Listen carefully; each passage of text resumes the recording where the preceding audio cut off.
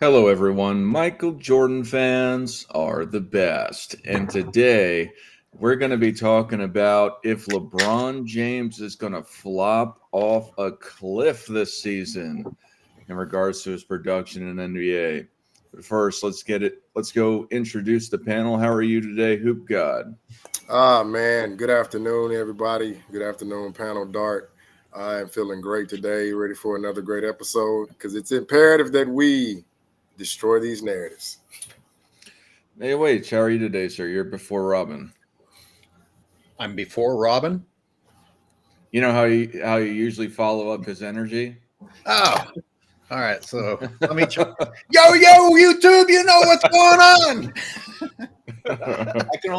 I can only carry that out for a few moments. I'm fatigued. It's good to see you guys. It's good to see you guys. Absolutely. We got Nick NMB Sports. How are you, sir? Doing good. Glad to be here as always. Short and simple as always, too. And we got Robin. How are you today, sir? Sports and Fitness Rants. Once again, you guys know the deal, man. It's great to be back. Let me just say, man, my man AOH, Hoop God is in the building. Nick, as usual, short and sweet. My man Dart. Everybody out there in the chat, man, what's up? I am back like Michael Jordan wearing the 4-5, man. I'm ready to do another Sunday live stream, man. Thank you guys once again, man. It's great to be back again. Absolutely. So, Hoop God, I'm just going to come in hot. Is LeBron James going to flop off a cliff this season? Okay, so when looking at the title, right, I had to really dissect this. Is he going to flop off of a cliff? Well, I would say, of course, he's going to flop. We know that. But I would have to also add in, well, it's not going to be a very far fall, seeing that, okay, he doesn't play defense, so he's already down a lot of levels. He's still not he's an average free throw shooter at best. So I got to bring him down a little further. People love to gloss about his three-point shooting. And I'm like, okay, well, Draymond literally shot 39% from three. So that's not really moving me, seeing that Steph Curry and these other guys are doubling their three-point output and have a higher percentage. So the only other conclusion that I came to is he going to struggle with his layups and his dunking ability? Because that's the only place his efficiency quite is kept. Because, they'll try to mislead people with a field goal percentage until you ask, hey, where is he shooting the ball from? So I'm going to be a little bit optimistic and say, I don't think he's going to really fall off a cliff, seeing that he's already at a very low level as we speak right now. Now, if he starts to struggle with his layups and his dunks, I'll come back and recant my message. So to sum it up, he's already at the cliff where he's maybe 1-2 levels above the bottom floor. So if he does fall, it's not going to be a very far fall for me. So. Real fast, so we got a super chat already from Just a Messenger. I don't know who it has gone to with the ticker at the bottom. Please, it says it on here. Please say who you're super chatting into, but it's $1.99, $2 just because Michael Jordan fans are truly the best. That's got to be for you. I'm about to say it. Come on, man. It's a slogan. It may have been intended for me, but it's not coming from my channel. But I guess since that's the case, Michael Jordan fans are truly the best. Thank you. Hey, Witch. Yes. Is LeBron James going to flop off a cliff this season? Thank you for letting me go after Hoops God, because I agree that what they allow him to do with the layups is really going to be the key here. The guy, you can see on the other baseline when the roids have taken over and he's just going to charge to the other end. And the defense is required to backpedal.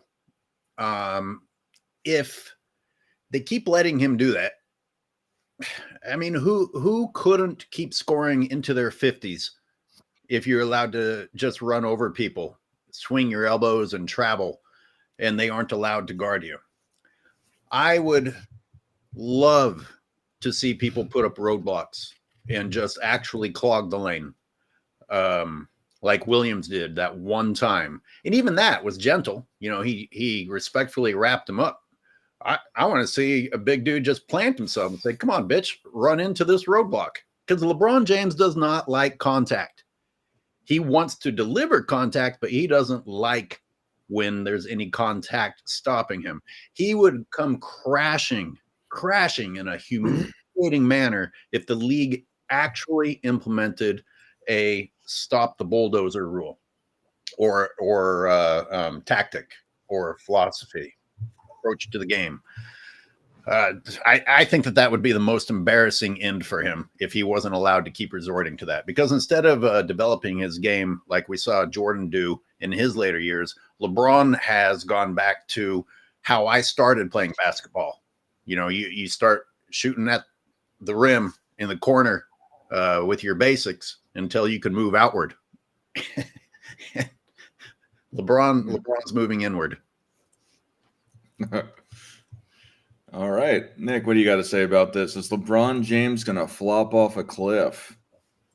You know, statistically and efficiency wise, last year LeBron actually was not that bad.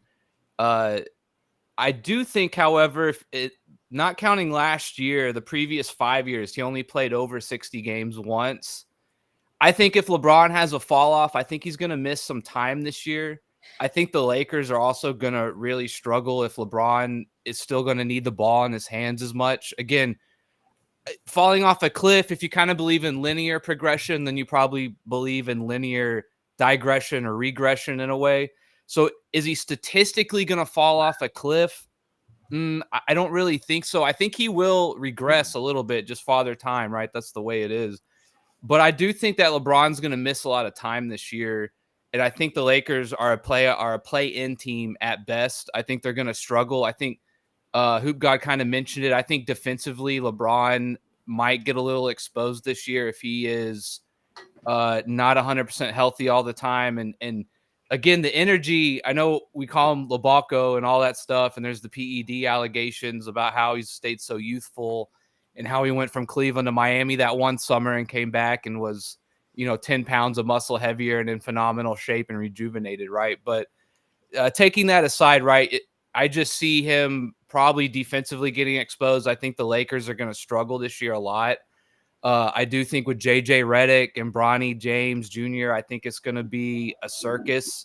So I do think I am looking for the emotional collapse of LeBron more than the physical or the statistical collapse, if that's what I'm trying to get to, right?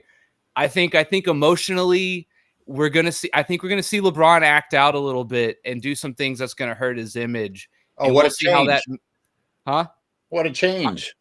Well, I think even, a lot of people will say, oh, he's competitive and he wants to call. I'm talking about like off the court, on the bench with the coach, with his son. I'm really interested to see emotionally how this year plays out. That's kind of where I'll leave it. All right, Robin, what do you got to say about all this? You look a little distraught with that answer. Nick, hold on. What the hell are you talking about? You literally I was with you for a minute, and then you completely lost me. You started saying he's going to start doing some things to really tarnish his image. What the hell's the man been doing in the league for the past 10 years? That's all he's been doing. Why do you think when he came to LA, they vandalized his murals from day one? Because his image was already tarnished, and he continues to do that. But let's back up a second here, and let's understand something. Nick, when you talk about the statistics of LeBron James, what we're talking about here is the standard that has been lowered for LeBron James. So for LeBron James, he's allowed to put these quote-unquote numbers up, these stats, on a team that's mediocre at best, a team that's hovering around the plane every season, like you mentioned, a team that has not finished above the 7th seed since he's been in LA since the bubble season. So essentially what we're talking about here is a guy who's been getting paid all this money, who's been acting the way he's been acting, like you mentioned also, who got the lack of defense that he has been playing in his Laker career, let's say. And yet and still, this man's going to get the credit because he's putting up the stats on a mediocre team. Once again, being carried by who? Anthony Davis, the true savior of the Los Angeles Lakers, who has been the savior since he requested a trade. Now, let's think about the question falling off a cliff here. I believe that LeBron James has been in a steady decline for quite some time now. A steady decline for quite some time now. But if we want to point to a sharp decline, let's think about his first year in LA. What happened his first season in LA? He comes to a Los Angeles Lakers team that only won 35 games in the previous season. He gets there, they win 37. He plays about 45 games. He activates playoff mode that season. All of a sudden, nothing happens. The Lakers do not even make the playoffs that year. And what's the funny thing about that scenario as opposed to the other scenarios? Well, LeBron James did now go to a team with other star players. So this is not LeBron James going to Miami with Chris Bosh and others. This is not LeBron James going to Cleveland with Kevin Love, Kyrie Irving, and others. This is essentially LeBron James going to LA by himself to prove what? That he can make the players around him better, which he did not do. So that's the cliff. So what happened the next season? Luke Walton is fired. They trade guys like Brandon Ingram. They trade the other guys like Alonzo Ball.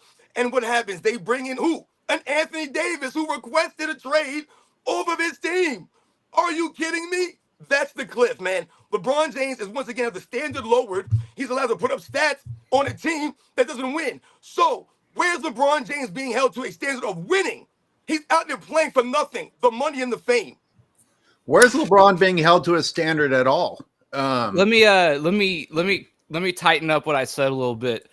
We all know that I am not a fan of LeBron, right? Maybe what I should have said is I think that even to LeBron fans, I think LeBron will do some unsavory things this year if they begin to struggle. Maybe I should have put it like that. And then statistically also, again, I do think he will continue to regress. I said that I think Lakers are at best a play-in team if Anthony Davis and D'Angelo Russell somehow step up and Austin Reeves takes another step or whatever, right? It's going to take a team effort. But if LeBron is still somewhere around where he was last year, again, I don't think he's going to be as efficient. If he puts up those same numbers, that's why I think the Lakers will struggle, is because he will be still demanding the ball as much. I don't think he'll be as good. So the Lakers will struggle largely because of LeBron kind of being an albatross around their neck a little bit, right? And if they begin to struggle, which I think they will this year, that's what I'm thinking is going to be juicy, right? Is if they start to struggle, I'm kind of waiting. Like, I want the drama. I think there will be some. And I think even to LeBron fans, I think there might be some unsavory things that they say, man, I got to admit that doesn't look good, right? And it might change some people's minds. Who knows? Like, we all know where I stand in the LeBron camp. So that's what I'll say about that. Dart, allow me a little bit here, because part two, like, LeBron depends upon being allowed to bulldoze to the rim. But the other thing is we have two different perceptions of the game. You have the people watching basketball, and then you have the people that just wait to hear what Nick Wright says happened. They don't have to watch the games at all. So as long as the media is continuing to tell people that LeBron is playing well, then people will believe that he's playing well. So they might just up the level of lying. And what goes along with that is his behavior. LeBron's behavior is just embarrassing, and it has been for a long time. That's where Nick lost me for a minute, but he's redeeming himself here. But this is not the year where LeBron is starting to act like an asshole. LeBron has been the guy, and I know this is a biased panel, or at least I'm biased, but please, honestly, give me some names of who in the NBA behaves more embarrassingly. Tell me in the NBA who has gotten away with more no-call technical behavior. Tell me who has shown Shaquille O'Neal. What?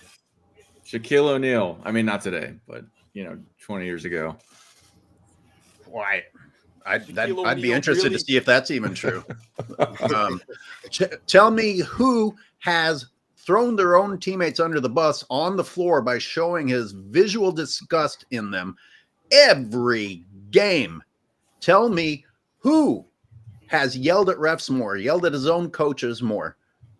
Tell me who has shrugged and acted insecure and brought everything about himself than anyone in the NBA. Luka, as bad as Luka is with his complaining, there is the same gap between Luka's disgusting behavior and LeBron's as there is free throws for the Lakers and other teams.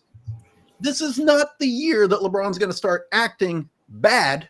It's just that the media says, oh, he's being passionate, or, oh, wow, yeah, man, maybe you should be upset with a coach in this situation. No, you don't act that way. You don't act that way. And that's what we've lost. for the sake of covering for a child on steroids, now we're being told that his behavior is okay. And you have the group of people who will go along with that lie, and you have the people that enjoyed the real game of basketball that are disgusted. All right, I'll shut up. Well, I like the point that AOH made, and I'll be brief. Yes, there are people. I haven't even gone yet. Oh, I'm sorry. Go ahead, Darm. I apologize. Go ahead. I'm sitting here patient. All right. Go ahead. Yeah, real fast. I think LeBron James is going to flop a couple times on the way down off the cliff. I think that the big thing with him, to me, I don't understand where he can go past this after playing with his son, because that's what's been talked about for the last couple of years is LeBron James wants to play with his son. I've heard with the Lakers that they're going to plan on having him play with LeBron, because that was the whole point of drafting him in the first place. It's not that, in my opinion, it's more so to do with the gimmick and the aesthetic that LeBron James is so great that he can even teach his son to get into the NBA. And I think after he gets that taste, what left is there for him to do other than accumulate more points? It's got to get boring after some time. We all know that he often misses upwards of 20 games a season. So to the aspect of that is that maybe he can ride out a couple more years doing that kind of same old tune. However, I really think that once he gets that taste of playing with Bronny, I think he's going to lose a lot of the vigor to continue playing in the NBA, because what else is he going to do? Anyone that's in the Jordan camp is not going to see him passing Jordan for really any reason, just because of the things we mentioned. And plus, even though the LeBron fans like to not admit that Jordan's career is an absolute storybook career, there's nothing that LeBron James can do. He can't retire, come back and three-peat again. He can't go 10 times scoring title. All of that sort of stuff it's just impossible. Dart, you bring up some interesting points, but it actually builds on what I said. Indeed, as far as a basketball player, probably not. But we have this new NBA reality TV show in which people are actually saying that, oh, yes, it's great that the Lakers have basically embarrassed the entire franchise so we can have this historic event of a son and a father playing together. It's not supposed to be about appeasing a person. It's supposed to be about the franchises and the sports and competition. But we have a huge population who is actually buying into this idea. We've never seen this before. It's a great thing. So as long as they can come up with a gimmick, they might keep going. As long as you have people who will buy into that stuff instead of actually being true to the sport. Yeah. And you said you wanted to say something earlier? Yeah, I was just gonna follow up on what AOH said. That was a great point, because what I call them the platinum level spin masters, right? LeBron will go out there and give you this like unimpactful stat line, but they will harp on, oh, well, he's still doing this and he's in year 2. Who cares? You lost the game because you had so many missed assignments on the defensive side, right? But they won't talk about that. That's when they'll blame deflect to the team. Oh, well, D'Angelo Russell, he should have rotated over. Well, where is Anthony Davis? I'm like, really? So he doesn't get any culpability, but when they win, he gets all the praise. Now, people who call that out, right? The shaming label. We have to be called haters. Okay? So you hate to hear the truth, but you'll listen to a lie. Yeah, that makes a lot of sense. But to sum it up, as long as he has LaShannon Sharp, Colin Cowherd, and Nick Wrong, to continue to facilitate these lies and this spinning of the truth, then they're going to believe it. They're going to eat it up. And this is how you can verify if they're watching the game or not, right? Just ask them a basketball question like, well, hey, what did LeBron do in the third quarter, to either cut into the lead or to take over the lead? Like, did he do anything of significance, right? They can't answer that question. So, yeah, when you have those shields out there promoting and propagating this propaganda and stuff like that, you don't even have to watch the game, because they're going to go out here and tell you a lie that sounds good. So, guys, the last 2 seasons, to agree with Hoop God, when the Lakers were struggling with LeBron playing, they blamed the teammates. Yep. When the Lakers started having success, when LeBron was sitting out, crickets. The one thing that the most, and this is painfully absurd, I did hear one report that LeBron motivated his team by sitting out somehow, and he still got the credit for them winning.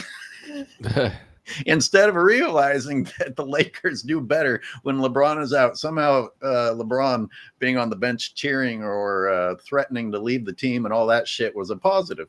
You know, his disgusting passive-aggressive New York Knicks thing. Remember that they actually spun that as a positive and that it motivated the Lakers? My God, we praise terrible behavior now. So obviously I'm pessimistic about what will happen next year because there's no limit. Robin, I got a question for you. Do you think that the media coverage and the appreciation will continue through the media for LeBron James for the rest of his career, or do you think the gimmickry that's happening now with him playing with his son, who a lot of people think didn't deserve to be drafted in the second round even, do you think that anyone is going to get critical of him in respect to how at least most of us on this panel feel that he should be criticized? Or do you think that they'll continue to just praise him until he retires? Well, see, I think it comes back to the larger issue that we've been talking about and I mentioned earlier. It all goes back to the standard. It goes back to integrity. Because if people really want to stand on something, regardless if they're getting paid from a network, whether they're on YouTube or whatever it is, if they want to talk about a player, if they want to hype somebody up, if they want to make these comparisons, they must keep the same standard. When you read the comments of some of these fools right now, some of the LeBron James fans, look what they're saying. They've lowered the standard. They don't even hold their favorite player to any standard. How can you even look at yourself if you won't even hold your favorite player that you root for, that you come here and defend? You won't even hold him to a simple standard, something as simple as playing and giving consistent effort on the defensive end. And think about LeBron James. They're talking about in the comments, he's playing because he loves the game. If he loved the game so much, then why would he not take less money and give more effort? He won't do those kinds of things. If he loved the game so much, then why would he never take accountability for someone who's getting that kind of money, that kind of adulation? So when you talk about the media, are they always going to give him that coverage? Absolutely. He's going to get that coverage because they've all proven themselves to have no... This is why we are so popular right now. No matter what these LeBron James fans say in the chat, the reason my channel is the way it is, the reason why people come to the Sunday show is because they want the facts. I told you, you cannot have an opinion that was not based off reality, the facts. You form your opinion off the facts. Whatever opinion you come to, it must be based off reality, the truth. And over here on this show, we give you the truth. And you can form whatever opinion you want. The LeBron James fans have lowered the standard and they're not living in reality. So they won't hold LeBron James to that same standard. So no matter what they say, no matter what we say, it's not going to matter. I mean, look at the things that they're saying. You had somebody talking about an all-NBA third selection. Once again, you've lowered the standard. LeBron James is getting these selections, not playing a lick of defense. A lick. How much video does my man AOH post out here for these idiots to look at? And yet and still, they're blind. The man literally stands still and doesn't even move. He don't hustle back and still nothing. You know, a recent example I just want to throw out real quick. Last night, I wasted time looking at the Serbia game and LeBron supposedly playing great defense on Jokic because all the LeBron fans were like, oh, how come you left out? You know, when you show how terrible he is in every single aspect of the game, they're like, well, how come you left out how good he was against Jokic? What the hell are you people talking about? I didn't find anything. What in the hell are you? He guarded Jokic for exactly 15 seconds of the entire game, and I didn't see anything good there. I saw Team USA getting away with a lot of questionable shit, though, refereeing-wise. Holy crap. I don't know whether I should do an episode on that or not. I might get threatened, but holy shit, that game looked rigged. Hey, can I just say something real quick? What I'm talking about, I want you guys to think about something. Everybody out there, everybody in the chat, the LeBron James fans, all my people out there, everybody that come into the Sunday show. I want you guys to think about Michael Jordan on the Washington Wizards. And I want you guys to think about what people talked about when Michael Jordan played on the Wizards. Listen to the stories that they talked about. I want you to pay attention closely to the things that they've mentioned. What do they talk about? They talk about Michael Jordan going out there on one leg, getting stuff drained from his knees, going out there, giving the effort. He was the first one at practice at 39, 40 years old. These are the stories they're telling. They're not talking to you about Michael Jordan scoring 40, 50 points, flying through the air, and doing all this crazy stuff. Michael Jordan held the standard. That was the standard that Michael Jordan set. To go out there and give it 100%, to give the effort, to play the 82 games if you can. And if not, you're going to try damn near and give it your all. And that's what Michael Jordan did. When people highlight that play that Michael Jordan had against Ron Mercer, that's classic Michael Jordan, man. It's not Michael Jordan flying through the air. It's not Michael Jordan scoring 1,000 points. It's none of these things. It's Michael Jordan getting his shot blocked on one end, literally getting his shot blocked, thrown back in his face,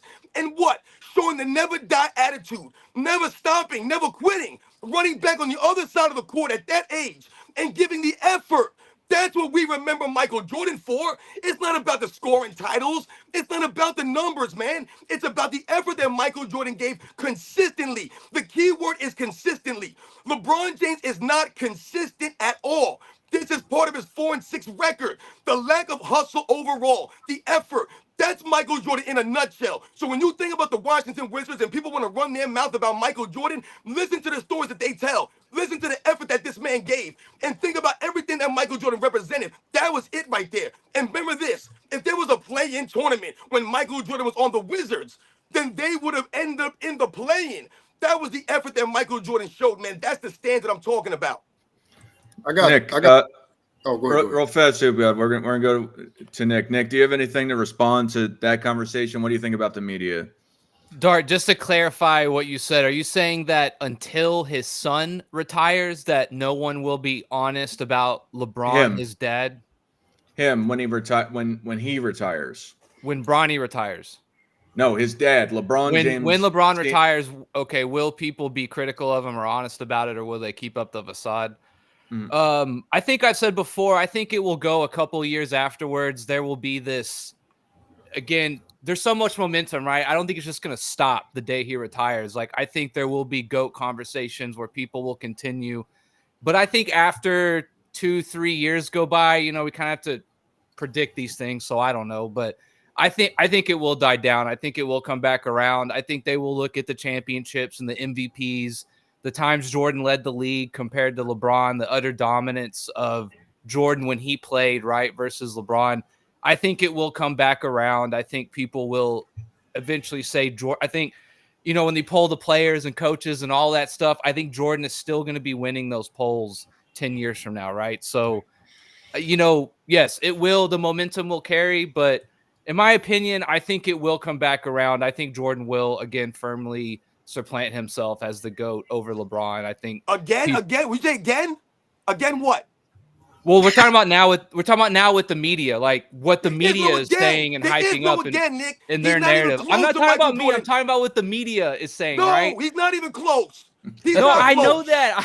I'm saying the media, I think, will come back around, right? The LeBron stands and the average fan or what have you, if they're caught in the moment now, those people, I think, will come back around. And what we used to see where everyone said LeBron or MJ was the GOAT, I think that will be the new norm 5 years from now, right? Where now it's like, well, let's debate it. Let's talk about it. Is it possible? Shannon Sharp, that kind of stuff.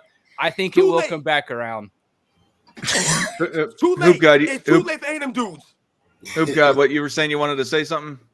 Yeah, so I wanted to just verify what Sports and Fitness Rants was saying about Jordan, just his defensive effort and production during his time with the Wizards versus LeBron. And I just looked this up. And this is the 2002-2003. So Michael Jordan's last season, he was ranked 75th in individual defensive win shares, right? Now, this is 40-year-old Michael Jordan. We contrast that with LeBron James and was it 2021-22 season when he told everybody to keep that same energy. He finished the season ranked 199th in individual defensive win share.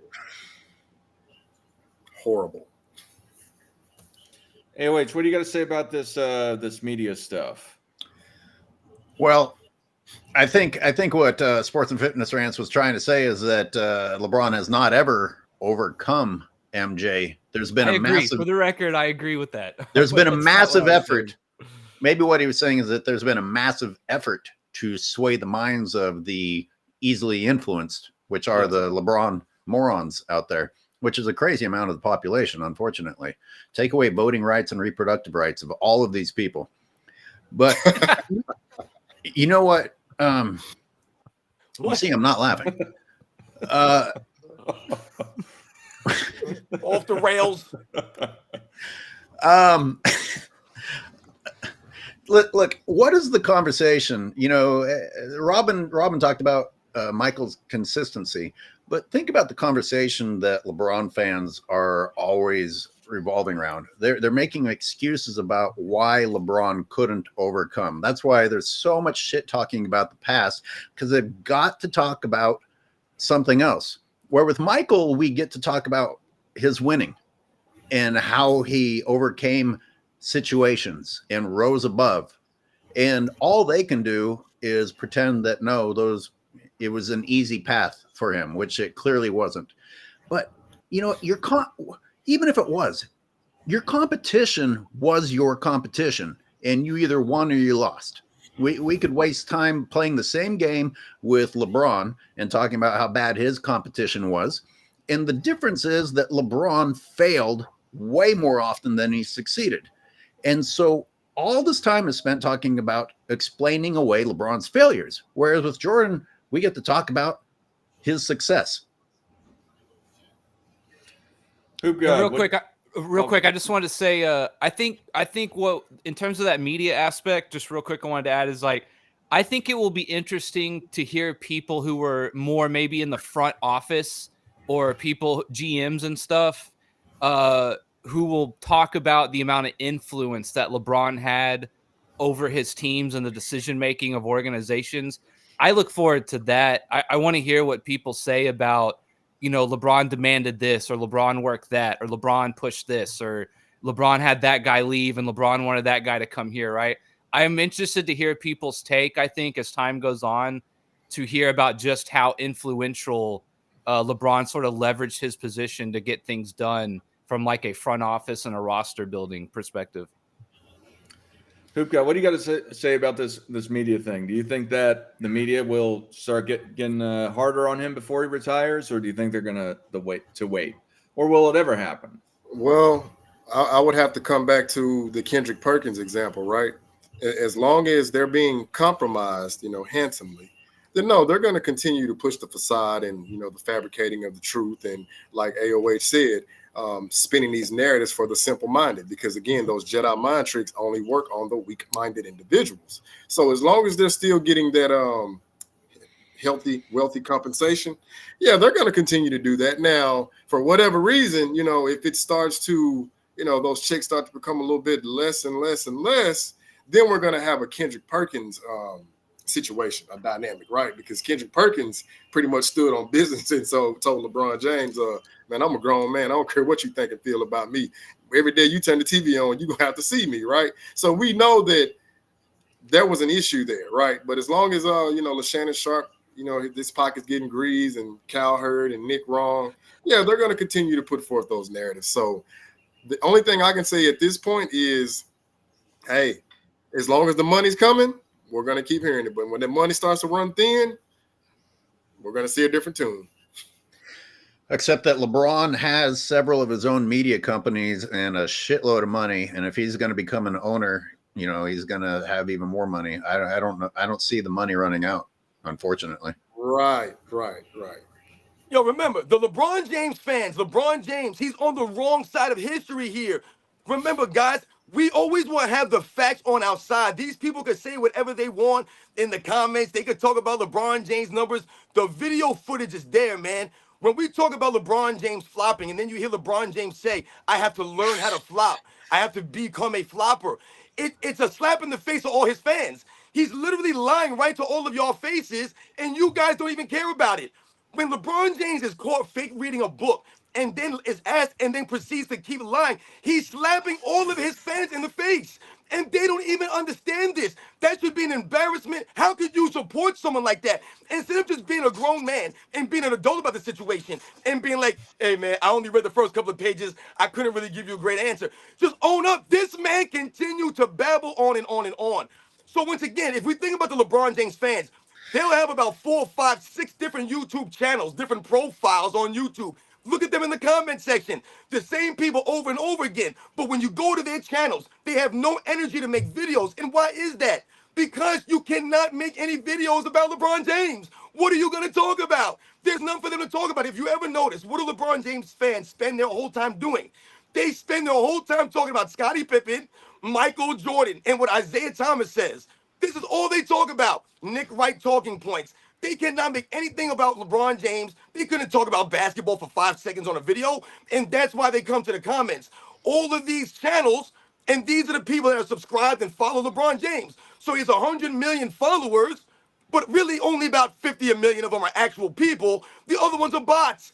This is why his popularity is fake. When LeBron James goes out in town, I want these people to think about this. All his fans, when he goes in town, he gets mixed reviews wherever he goes. He never knows how it's going to be received. Wherever Michael Jordan goes, he shuts it down. Shuts it down. It don't even matter what it is. He shuts it down. LeBron James gets booed in public. Michael Jordan would never.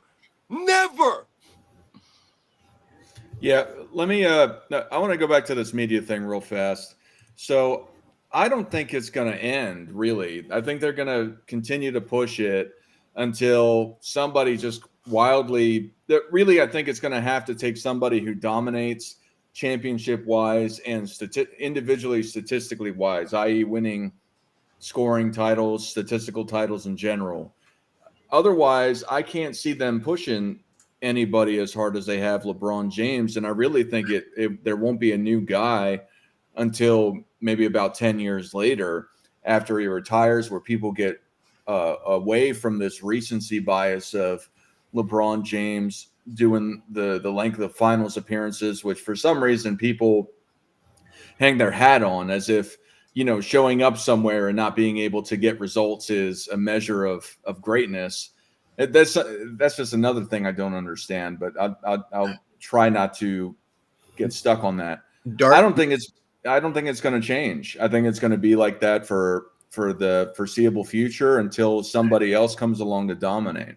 What's up, consider the age story. Consider how LeBron fans attach themselves to the age story, and you'll see them repeat, "Oh, how can you hate on this guy doing this at age 41?" And they started saying that when he was 37.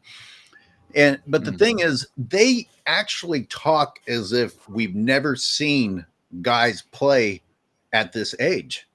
And the media is partially to blame for that. Like, a lot of guys have played into their 40s and late 30s. In fact, guys that old have beaten LeBron James.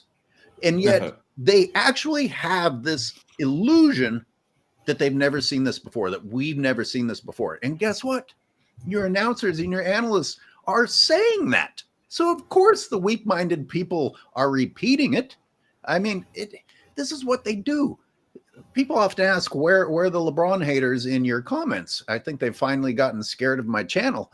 But my answer is, they are waiting for Nick Wright to tell them what to say, and then they'll just repeat it verbatim. They have no actual idea what's happening in the real world. They are just waiting for whatever piece of food will continue to feed the lie that they are living. These people are living lies, and they are desperately attached to the lie, and it's so weird. It's so weird. It scares the shit out of me. One thing I want to add on to regarding narratives in general is that a lot of LeBron James fans will attack Michael Jordan fans and say, "Oh, you're just talking narratives." You don't know what that word means. Nope. A narrative is to describe an event or anything like that, and you use evidence to describe that. And it's funny, like people will say, "Oh, well, why don't you just talk statistics?" Because then you'd be reading. You have to add context to statistics. or what have you otherwise. A narrative is just an expression of an event. So when people say you only talk narratives, you only use your feelings. No, dude, a narrative is a description of events. It's not like read a dictionary, man. Anyway. No, you're right, man. It's like I see people talking about Michael Jordan scoring, and they'll always say things like, "Oh, well, Michael Jordan won scoring titles because he shot the ball the most." Well, no, duh. How the hell are you supposed to win a scoring title if you ain't shooting the ball? Are you kidding me? It just so happened that Michael Jordan makes most of his shots. That's how he wins the scoring titles. He's creative. He can score in a myriad of different ways. This is why Michael Jordan won scoring championships. Not just because he could score the basketball, because he could score in different ways. Would John Stockton be the all-time assist leader if he never passed the ball? No. Oh, hey, John Stockton's only the assist leader because he passed so much. No, duh. That's part of your skill set, man. What are we talking about here, man? Real fast, we got a Canadian super chat from Monolondo. I'm not sure where it's going to. However, Monolondo says, "Remember, the true always prevails.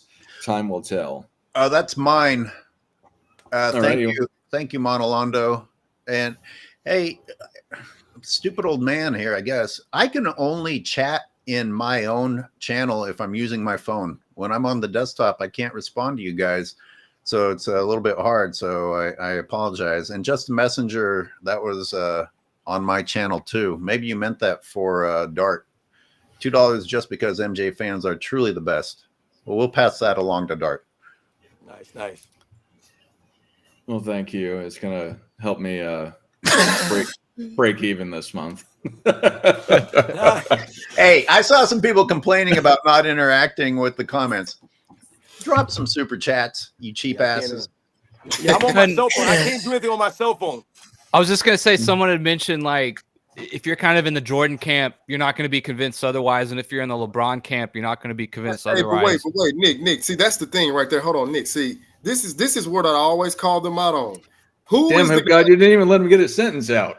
Oh, my bad. I was gonna say the only way, and I've said this, like the only way that, in my opinion, that LeBron could even begin to approach Jordan is if he has some like 2011 Dirk run this year, and he just puts the team on his back, drops insane numbers, triple-double averages or whatever, and that's never gonna happen. Those days are gone. That's never gonna happen. I just don't think there's any way he passes him. I just don't see it. I don't see a realistic path in which LeBron ever gets there. It's way too late. It's just too little, too late, in my opinion. Sorry, I almost spoke over Hoop God. Hoop God, you're extremely patient, by the way. Please step over me. Step over me. I was about to interject. No, it's an art you have to practice. Like, believe what, me. Being rude? All right, I'm going to cut you off. Listen to him. Polite. You're so goddamn polite. Hoop God, what do you got to say? Yeah, I was gonna speak on what Nick mentioned because that's a very like integral point he made. I always have to remind them, who is the person that came out and said, "I'm chasing that ghost or that goat in Chicago," right? He felt so compelled after that 2016 finals, which Kyrie Irving saved his backside, but they don't want to talk about that. So I always asked him, when did the standard get moved from championships? Because when you felt compelled to say that and you were only halfway there with the championships, right? All of a sudden now the goalpost shifted to cumulative totals. I'm like, wait, how does that work? I'm like, don't try to apply the totals to Michael Jordan when that was never his standard. Because he had a conversation with, I believe, Ahmad Rashad or Paul Silas, and he told him flat out, he said, the accumulative stats never moved me. He said, because if that was the case, I never would have retired in 93, which is actually true. Like, he verifies it right there. So I'm always looking at it like, so he couldn't catch Michael Jordan, his standard of greatness and success. So now he has to strategically move the goalpost to another path that nobody else really cares about other than his brain dead fanboys out there. So I just wanted to speak on that. That was a great point Nick brought up. Real fast, AOH. I wanted to say something about that because I don't think that Michael Jordan's the standard is just championships. It's about dominance over the entire league in every facet. It's not just championships, because if you say that, then it's Bill Russell. It's not. It's not Hoop God. Freaking. Well, I guess that's why you have the name. Michael Jordan the reason why he's so great is that he hit every ticker that you can in respect to the NBA. He does it more so than LeBron in every capacity for the most part, except for the all NBA selections. But all of the major achievements, the statistical dominance, and the team success, he's the top 5 in everything, to say it at the very lowest. But he's top 3 in pretty much all of that. And none of the guys that you can compare him to otherwise hit that benchmark. Bill Russell doesn't have the statistical dominance. Wilt Chamberlain doesn't have the team dominance. And you can argue about the awards that they didn't exist back then, and some of the statistical titles. However, still, it's something that it's not the championships, man. It's the total package of being dominant throughout the entire NBA. Well, But what's that, AH?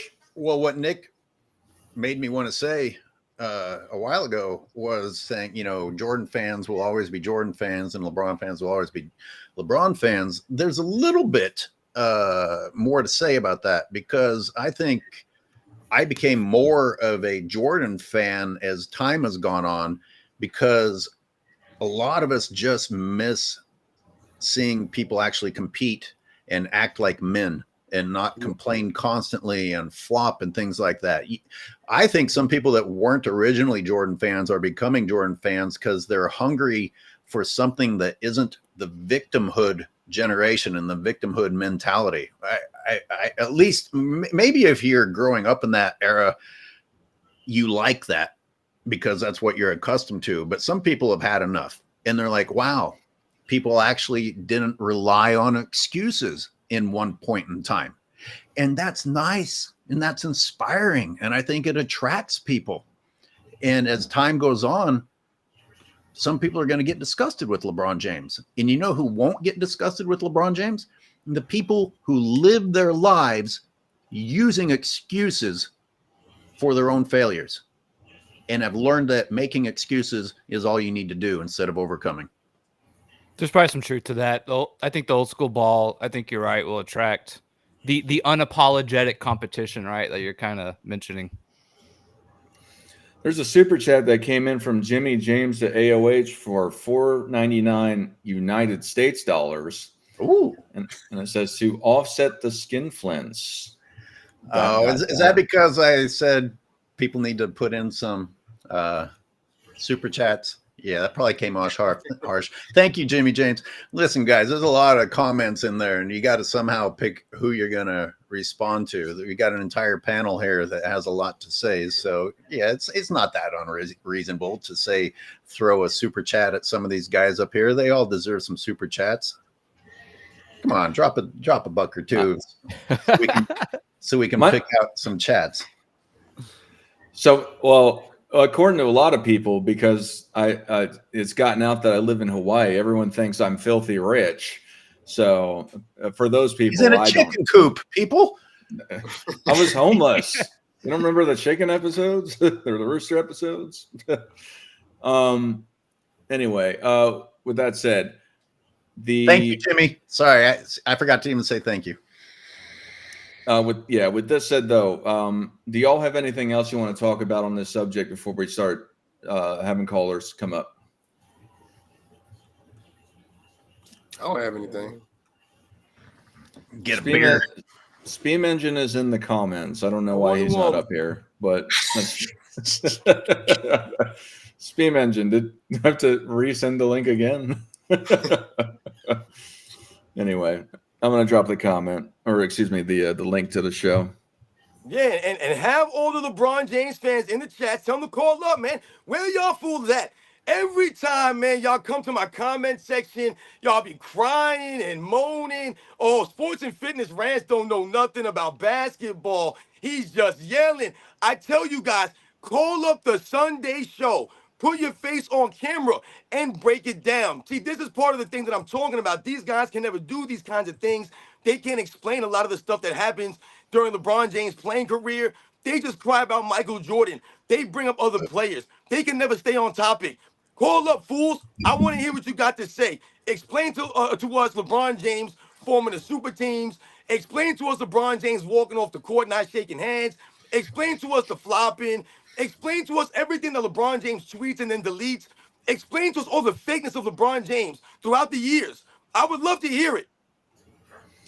Real fast, the easiest way to go and call into the show is if you come to my channel. If you've liked this show in general, or you like what I have to say with my beautiful iconic face, literally here.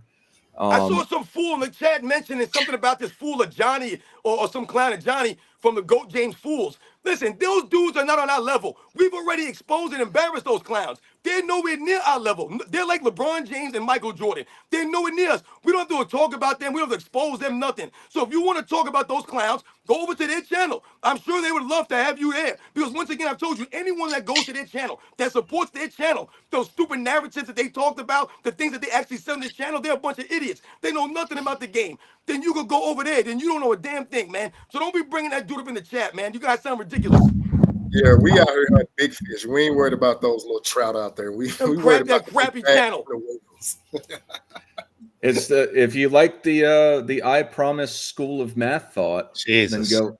then go over there and check them out. Yes, where 40% is passing. Remember, only over there at the I Promise Education. 40%. Every child LeBron left James is a behind. greater shooter than Michael Jordan, they believe. Every child left behind. Every child. Full Metal, I see in the background. I'm gonna read these super chats and I'll let you on. Steam Engine super chatted me for $1.99 US, saying, "Now stop begging for money." That's funny. That's funny. I don't want to jack this up. ET Cadu $4.99. I'm not sure where this went to. That's on My boy mine. E.T.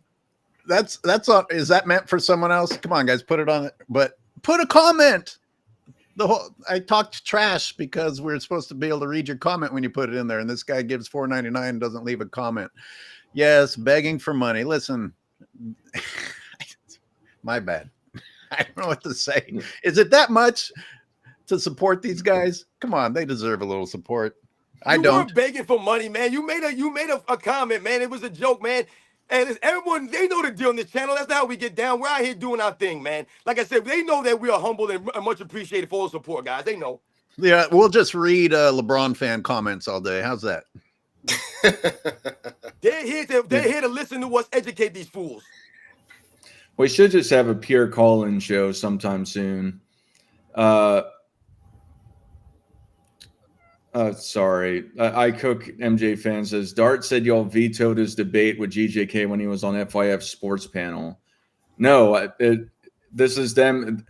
I Cook MJ fans. I don't usually do this. However, I have to tell you, if you don't know that they're in the realm of complete misinformation, go figure out what you listen to, because these guys lie all the time. All I said is that I didn't want to have a Sunday panel versus a Sunday panel because it's something that it doesn't make sense. I asked to do this. It wasn't the panel asking to do this. So there's no veto.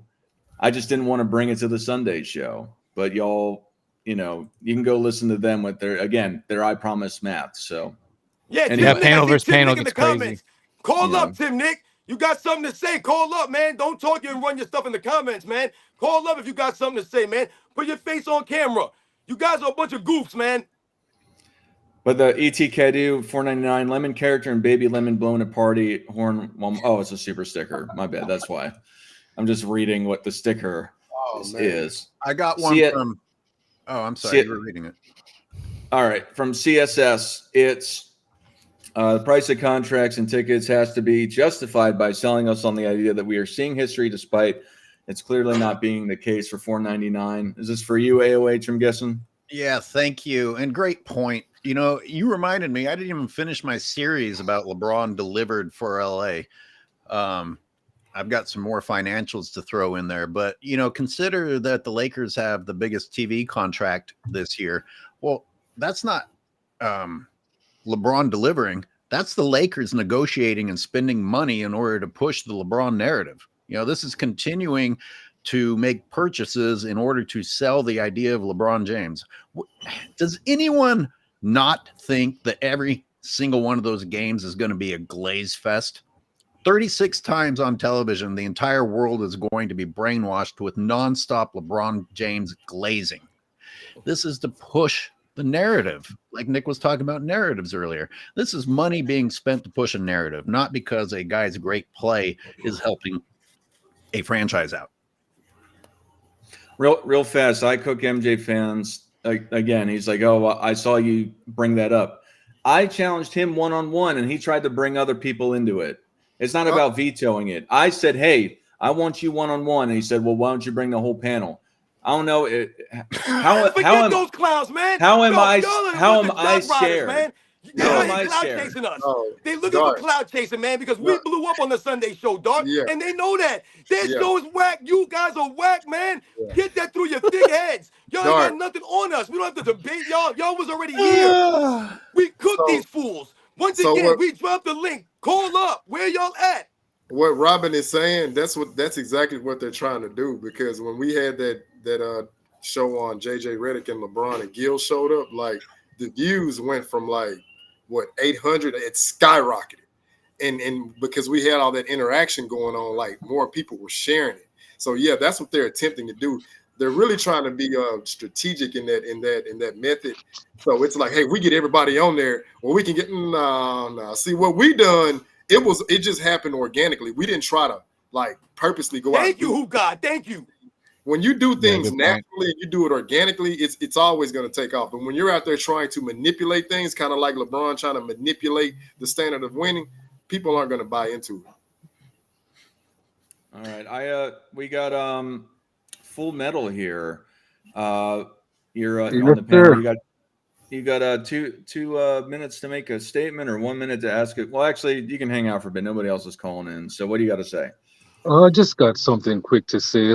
As I debate with a LeBron fan here with me, they always bring up the fact that this guy has 4 MVPs, but I'd like to understand why he can win 2 MVPs on a super team in Miami, but nobody else can get the same grace to do it, like Durant and Curry or whoever, because I don't count those MVPs for him. So I just want to get your guys' take on it.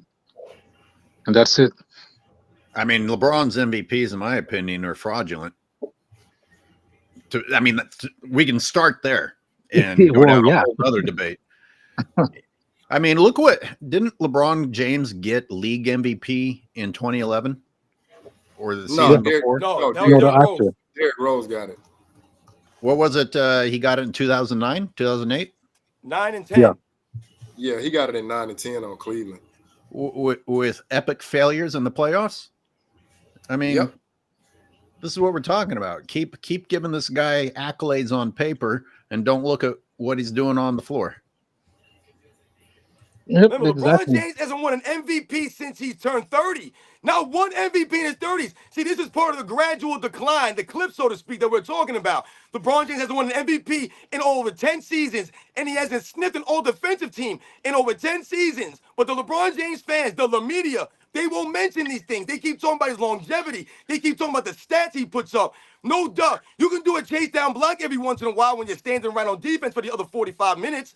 You can put up these points and shots when you're not playing a lick of defense consistently. Remember, the key word is consistency, guys. He's not doing those things. I think it was 2010 I was looking into, wanted to do an episode on, and it applies. It applies.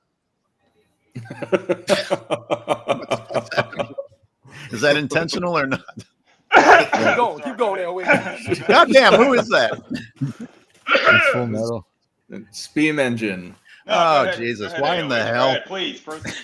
It's rude, right? When someone does it. Hey, shout out to my co-host. Shout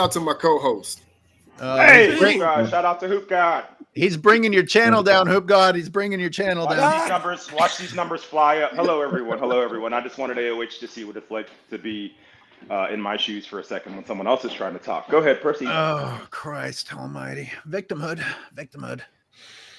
Show your age there, Steam Engine.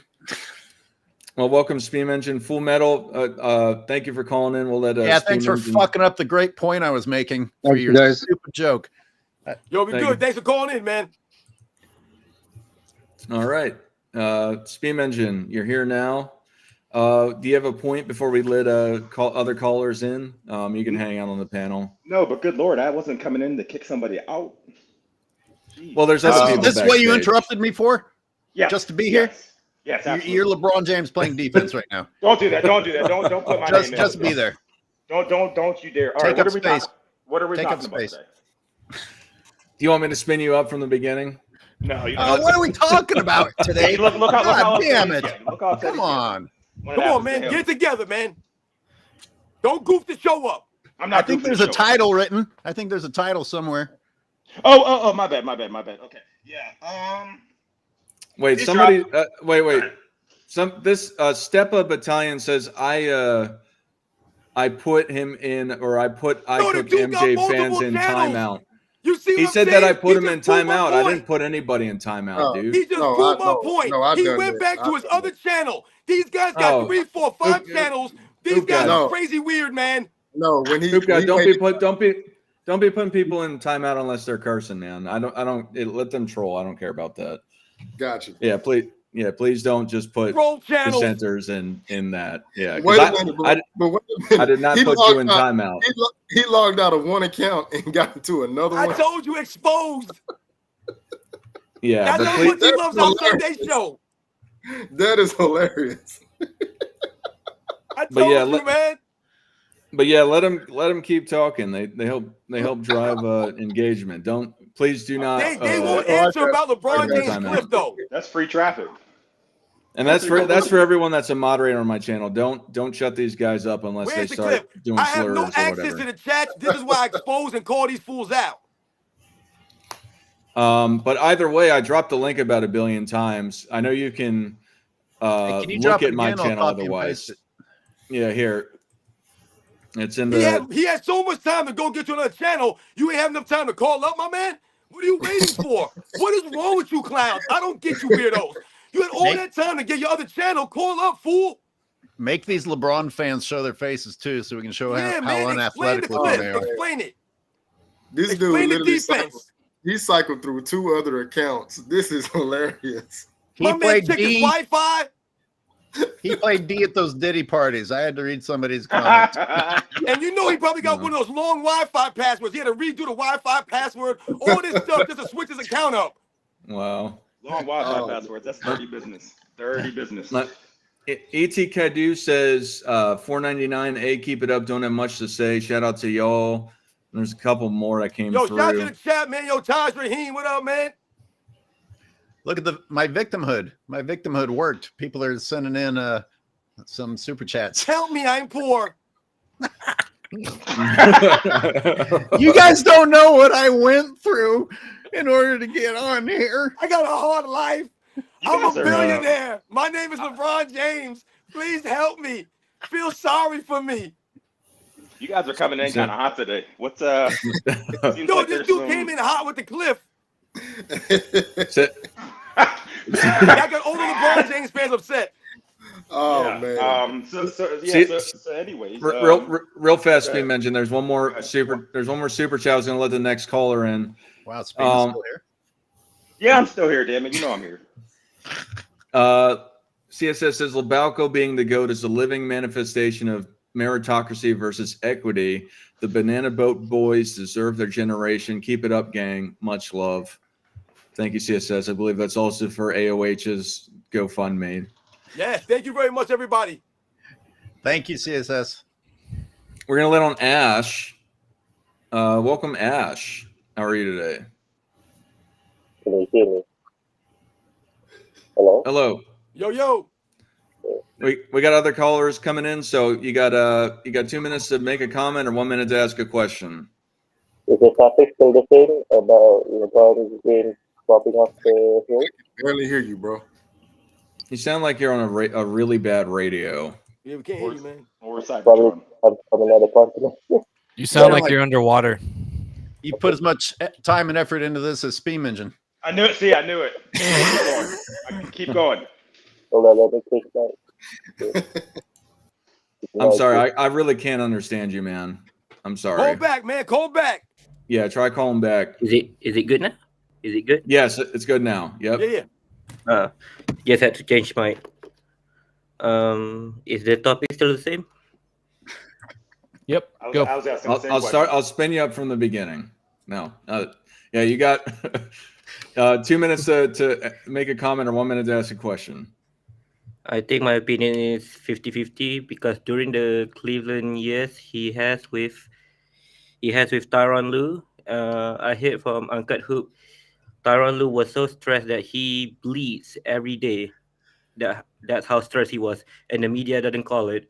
It was a small newspaper, I believe, and the reason why I believe he will flop off a cliff is because his son is there. Either they're gonna defend his son or defend him. So if he really got mad at his son, probably the media will turn on him. That's my take, at least. Yeah, All I right. want to make a point of what he just said. Thank you for Mhm. calling. Listen, when you mention things like practicing, man, we talk about LeBron James, man. When we think about the effort that I'm talking about and the consistency and LeBron James picking and choosing once he wants to, when he wants to give effort, we think about something like practice, something that simple. What do you hear about a lot of Michael Jordan teammates? They often talk about how games were harder than the practices. You don't hear the same thing about the LeBron James teammates. It's actually the contrary. It's the complete opposite. They don't either practice or they don't practice hard. And that's part of the problem for a lot of the LeBron James teams and part of the reason why he's able to have this longevity, man. So much respect. Thank you, man. All right. Thanks. Yep. Thanks for calling in, Ash. Appreciate you. Can I piggyback off that real quick? No. Sure. Thank you, owner of the channel.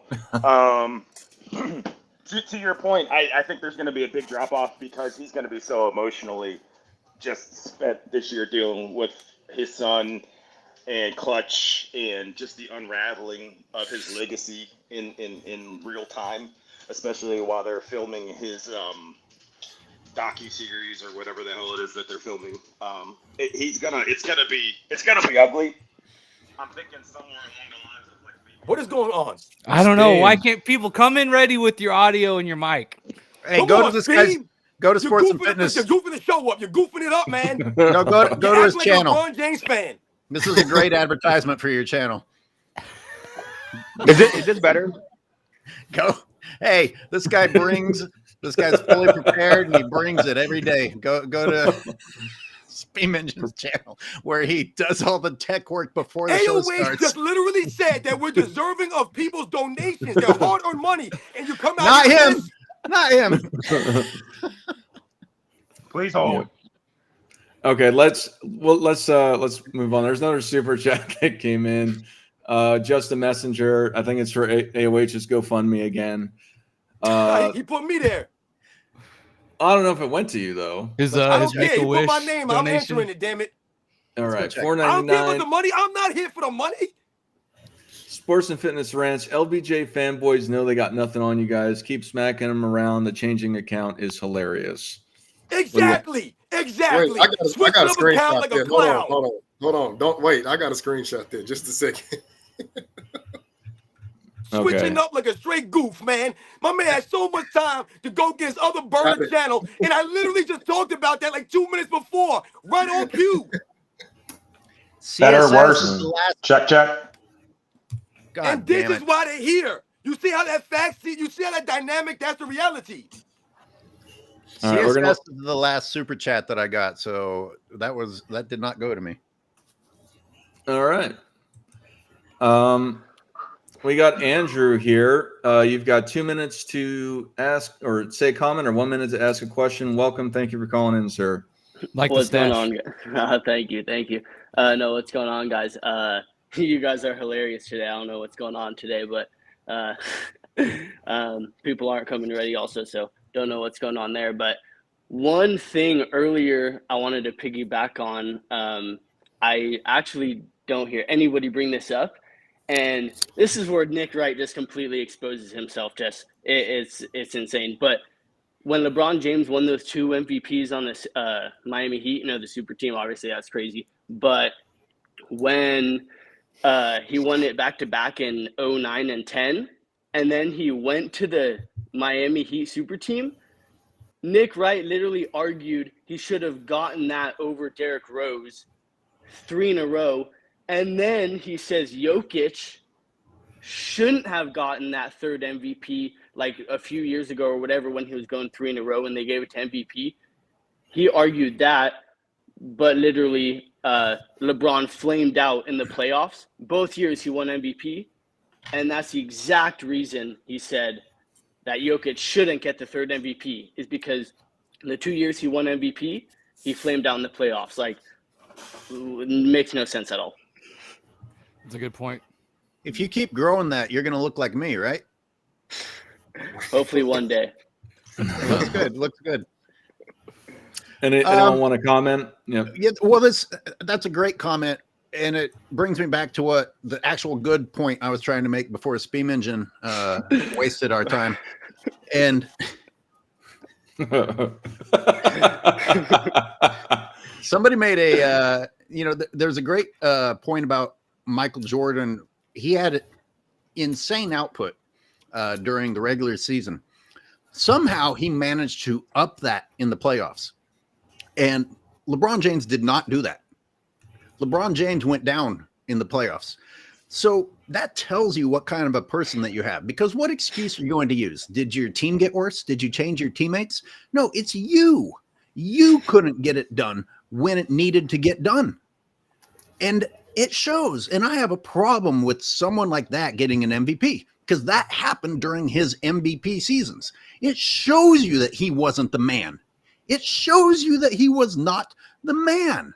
He didn't deserve those MVPs. He fell off in the playoffs. But the media has told us that he carried trash to the playoffs, to the finals. So they said it must be true. God forbid anyone go and look at the games or go and look at the fact that they were actually great teams or that they had a winning record. How do you have the best record in the league, but suddenly when you're in the playoffs and the moment counts, you have a shitty team? Explain it to me. Like Makes we're no also sense. kind of to kind of piggyback off what y'all both said. Like if LeBron does start to struggle, right, I don't think there will be any accountability from the Nick Wrights of the world. And I think the catch-all cop-out that they're going to use is going to be, well, LeBron, Father Time is undefeated. LeBron is showing his age. I think if he struggles or something like that, I think that's what we're going to hear as, oh, give him a break, right? Like he's old. Like he's finally breaking down. He finally has lost a step or two, right? I think that's what we'll hear if it starts to happen. Nick, he will not bite the hand that feeds him. So I respectfully disagree, sir. Yeah, but you have to, like, the media savvy, right? You kind of have to walk the middle a little bit, but in order to get out of their position they've been in, I think that's what they'll use as a way out. I remember the plethora of reports coming out explaining to all of us that the only reason Duncan lost to LeBron was because of Duncan's age. Everybody remember that? Just a heap of effort going into explaining that the only reason Duncan failed was his age. Mm-hmm. Oh, wait, no. His age was never mentioned, was it? The excuses for LeBron never work for anybody. Steam Engine actually left. I'm sorry, Speam. I thought you could take the abuse. I love you, bro. Where are you? I mean, listen, that's the complete hypocrisy of the LeBron James media, the fans of LeBron James. This is what I'm talking about. You can't have a LeBron James channel. You can't really be a true supporter of LeBron James because, once again, this is the world that you live in. They refuse to live in reality. It's not reality when he says these things about the MVP trophies and all these kinds of things. They're always changing the conversation. They can never stay on topic. They'll talk about, oh, this is a regular season award. Then they'll talk about LeBron James and things that he does in the postseason. Then they'll say that Michael Jordan's 6 championships are a team accomplishment. But then they'll say that 2016 made him the greatest of all time. They never know what they're talking about. They're all over the place. So once again, like I said, it all comes down to LeBron James and the things that he's done throughout his career and the way he's carried himself. When we talk about the iconic moments of a player, an all-time great, I want you guys to close your eyes and think about the iconic moments of LeBron James. What are the iconic moments? The iconic moments are him yelling and pointing at J.R. Smith. The iconic moments are him pounding and moaning on the bench. It's the tantrum he threw against the Boston Celtics a couple of years ago. These are the iconic moments. The decision. These are the iconic moments of his career. A chase down block. That's it. There's no other iconic moments of LeBron James' career, no matter what his fans want you to believe. There are none. There's nothing, guys. And this is the reality. Oh, I got an interesting bit of trivia for you guys. I saw a video recently pointing out that Scottie Pippen should have been called for a goaltend in the finals. Was that 97 or 98? It was 98. It was pretty blatant, I got to admit. And it may have actually caused the shot not to go in. But I got to tell you, if you feel comfortable changing the course of a game because of that goaltend, then maybe we should accept the technicality that LeBron's block was also a goaltend. Now, personally, as a competitor, I don't really want to acknowledge that because I do not think that LeBron's hand touching the rim had much to do with that play. I'm not so desperate that I'm going to dismiss that. I actually agree. Don't call that. But if you want to go back and be like, oh, Scottie Pippen goaltended, then let's apply it to the future. And I'll also say that would have just tied. Gentlemen, I'm sorry. I've had massive lag. So if I lag out again or this live abruptly stops, but let's move on to the next caller because I've finally been able to reconnect here. Oh, we didn't even know you were gone. We were just going. Yeah, no. Thank you, Andrew, for calling. I don't know if I can get Dallas on due to my lag. I see Dallas. Oh, you see Dallas? I don't. Yeah. Start talking, Dallas. I think you're on. Oh, what's happening, fellas? How y'all doing today? All right, what up? Doing good. What's up, big guy? Yo, I love what y'all talking about today. I'm just gonna say this and I'll leave it. So I love what sports and fitness is saying, man. Keep doing your thing. One thing that I'm always confused about is, to me, it's hard for me to put LeBron James in my top 10 because he doesn't have moments. Like when I think about it, because even guys will talk about LeBron like, well, he's still top 2, and I'm like, oh, top 10. I don't even know if he's top 10 because he don't got the moments. I think about someone like Magic Johnson, which I feel like they don't talk about enough as far as one of the GOATs. This guy's winning championships as a rookie, scoring 42 in a game where your best player gets hurt. I mean, he doesn't get enough praise.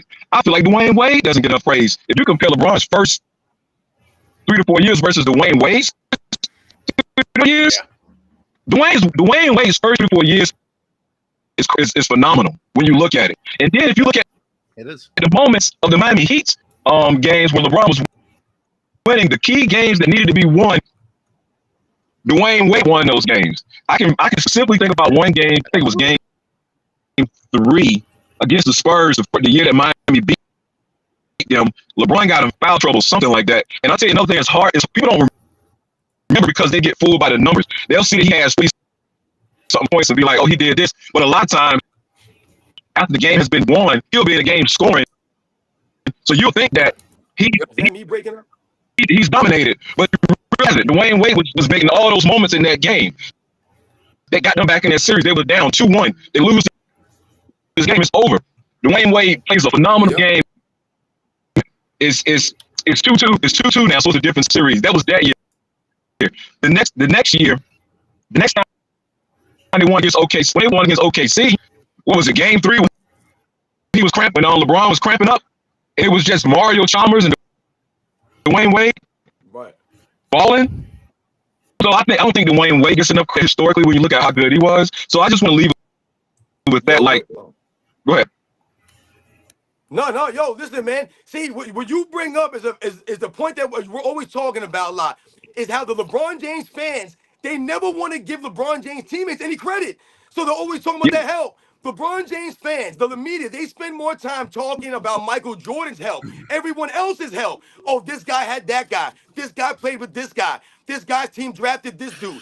All of these guys, but like the things that you mentioned, there have been many, many times throughout LeBron James' career when those quote-unquote other guys, those quote-unquote bums, they stepped up, whether it was Timofey Mozgov or Matthew Dellavedova or Tristan Thompson or Ray Allen or Shane Battier or Mike Miller, an Iman Shumpert, or Richard Jefferson, or Kyrie Irving, or Kevin Love, whoever it was, and Anthony Davis or Rajon Rondo, whoever it was, Danny Green. These guys stepped up in certain times of LeBron James' career. The problem has been LeBron James has been inconsistent. His teams have been inconsistent. And why is that? Because he always forces all of those guys I just mentioned to do things that they're not used to doing, to play outside and play a different role. So that's why you have a 4-6 record. It has nothing to do with the lack of help or the competition LeBron James winning again. And that's what you're talking about. They never give his help any credit.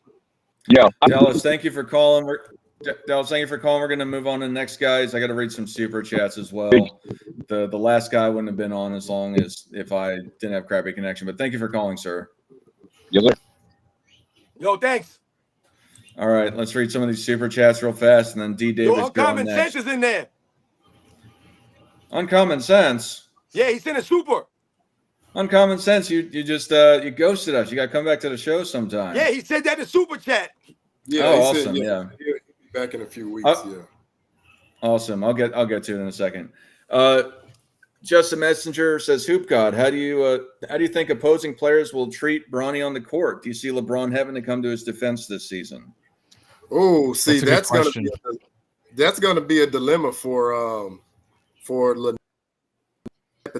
because right. So, in fairness to Bronny, they're gonna attack him the same way that Lonzo Ball was attacked. Because again, LeVar Ball talked him up, got him in the league, but the only difference is Lonzo's a significantly better player in college, so he was able to eventually, find his way and get that heat off of him. As far as Bronny, I mean, unless LeBron can get some of his clutch clients on other opposing teams, no, they're going to attack him because they're going to look at it as a slap in the face.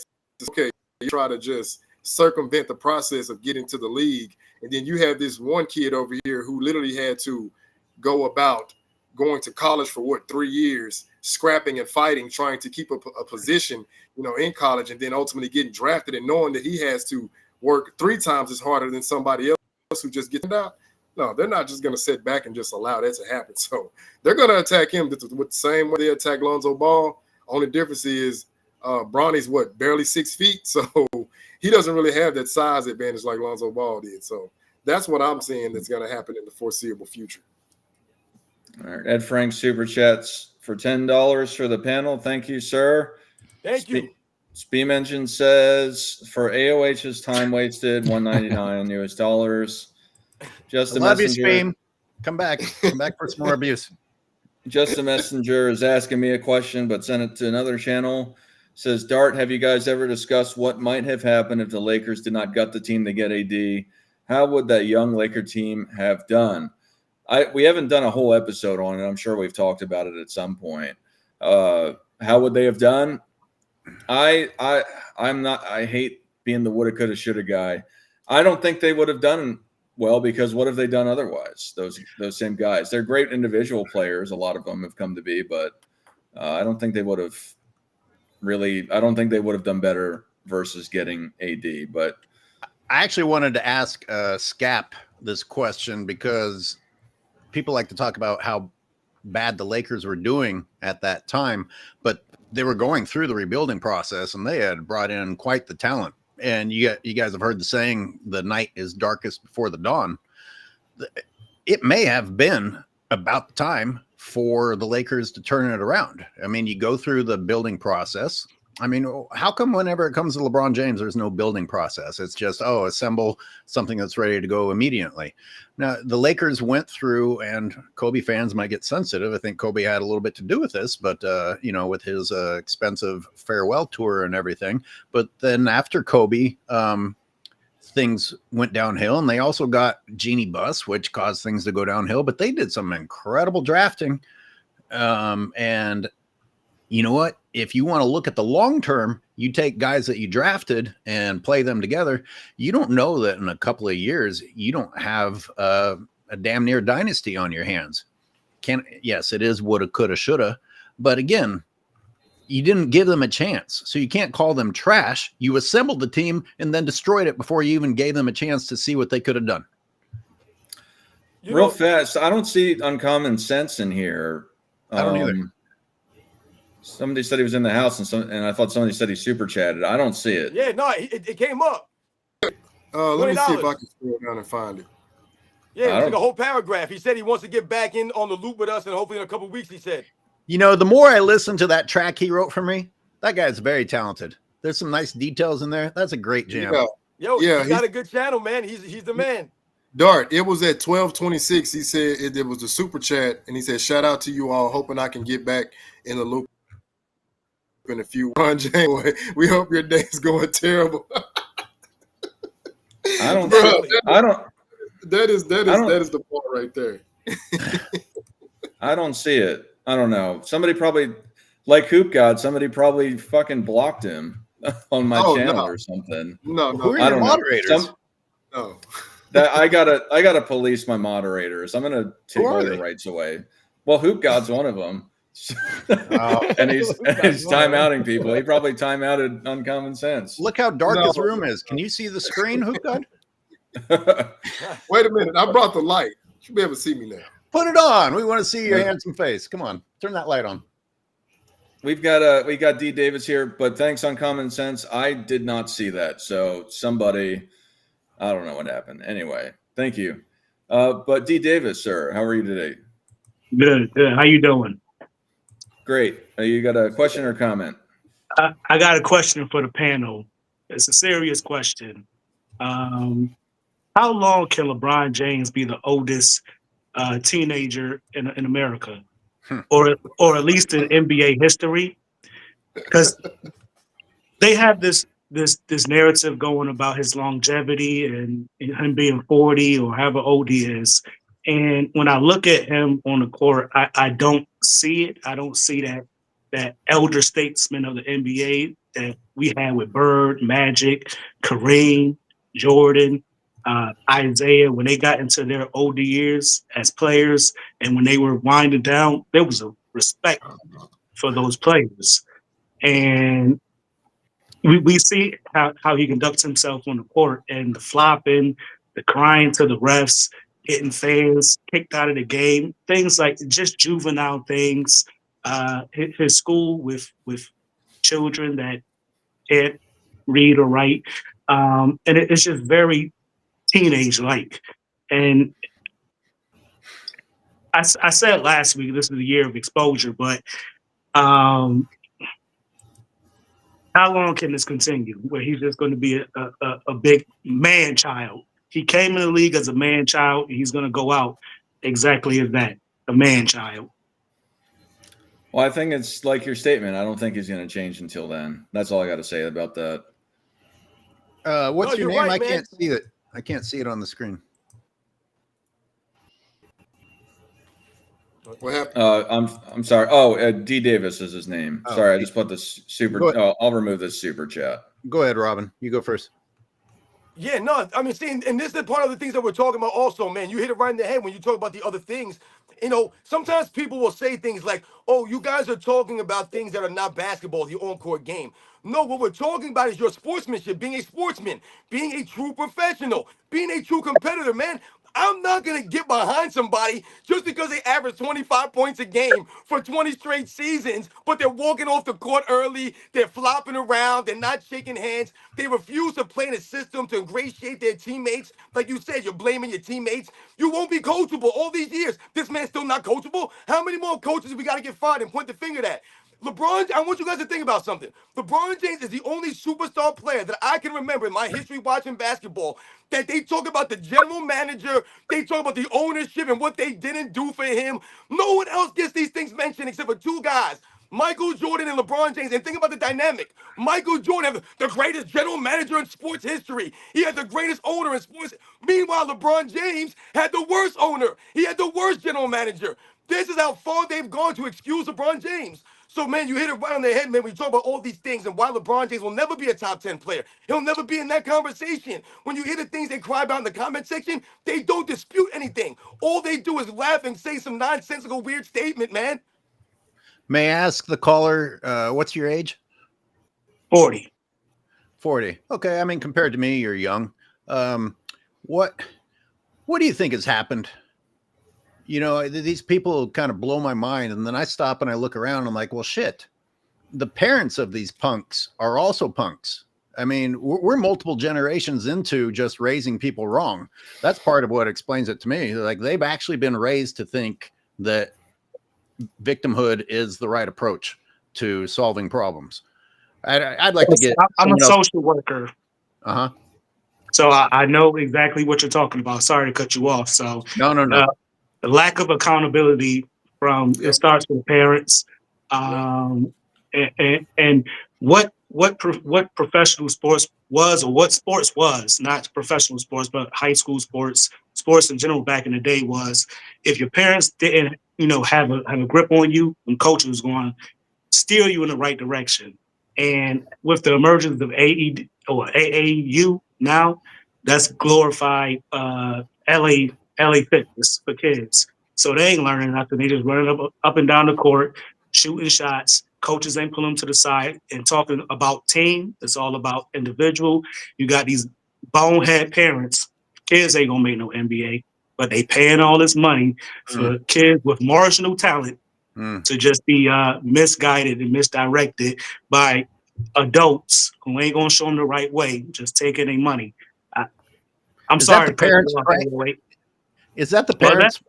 Is that the parents hoping to God the kids are going to solve their problems, or what is that about? Absolutely. Okay. This is a money-making venture.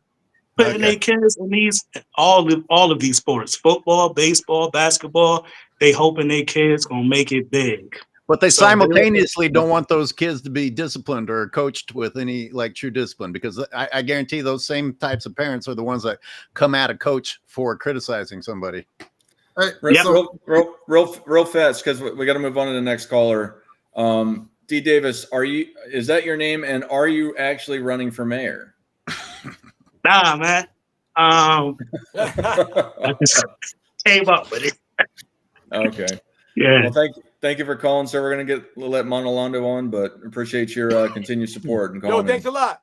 Thanks for the time. Yeah, absolutely. We got Monolondo here. Welcome, sir. How are you today? Hey, what's going on, the panel? Salute to the panel. What up, man? Hey, what's going on? You have a question or a comment? I just had a comment about the longevity thing and the situation of the Lakers this upcoming season.